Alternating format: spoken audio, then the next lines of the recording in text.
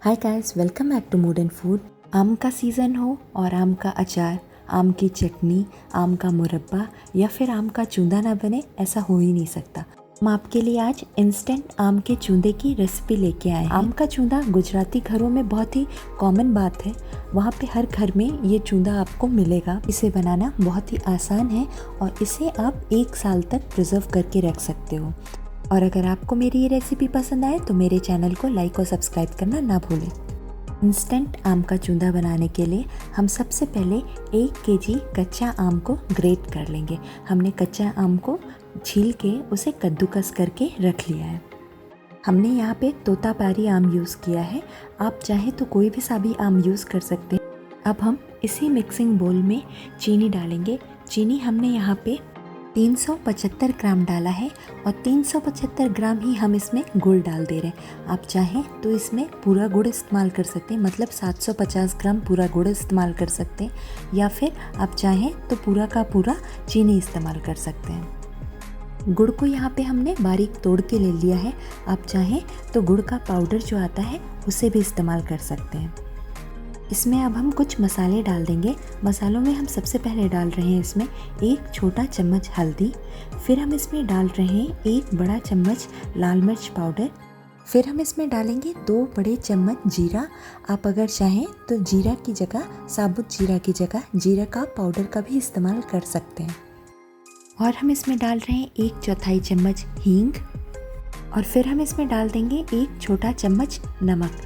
ये सारी चीज़ें डाल के हम इसे अच्छे से मिक्स कर देंगे। इसे हम चलाते हुए तब तक मिक्स करेंगे जब तक हमारी चीनी घुल ना जाए। अगर हम इसे इंस्टेंट की जगह ट्रेडिशनल चूंदा बनाना चाहते हैं तो जैसे ही इसमें सारी चीज़ें हम अच्छे से मिक्स कर लेंगे तो उसे किसी कांच के जार में भर के उसके ऊपर कपड़ा लगा के, मलमल का कपड़ा लगा के उसे धूप में रख देंगे और रोज़ शाम एक बार चला के उसे फिर से ढक्कन लगा के नेक्स्ट डे फिर से उसे धूप में रख देंगे। ऐसा हम 7-8 दिन करेंगे और हमारा चूंदा एकदम तैयार हो जाएगा। वो हमारा ट्रेडिशनल चूंदा है जो बिना गैस पे चढ़ाए बनेगा।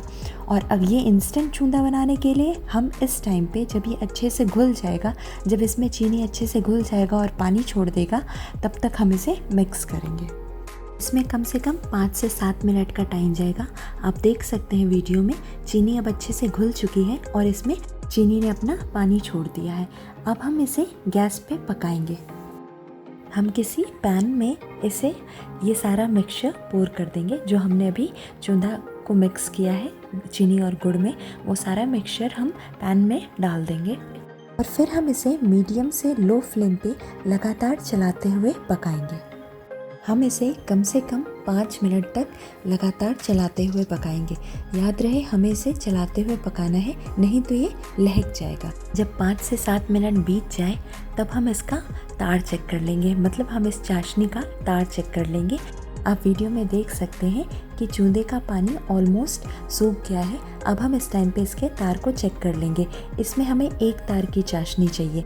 इसमें हमने जो गुड़ और चीनी डाला है, मतलब उसकी चाशनी जो इसके अंदर बन गई है, वो 1 तार की होनी चाहिए। हम गैस को एकदम लो फ्लेम पे करके इसकी चाशनी के तार को चेक कर लेंगे।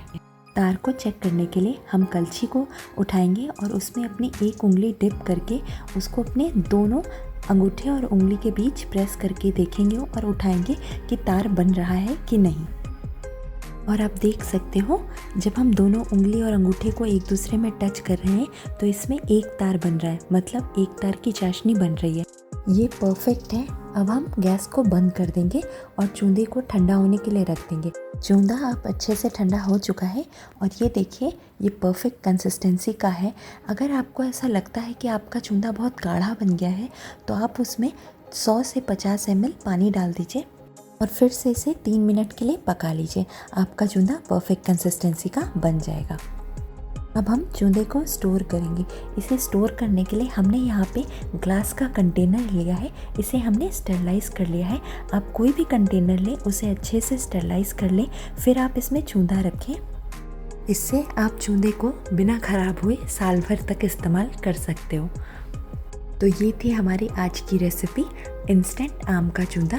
और अगर आपको मेरी ये रेसिपी पसंद आई हो तो मेरे चैनल को लाइक और सब्सक्राइब करना ना भूलें। Thank you.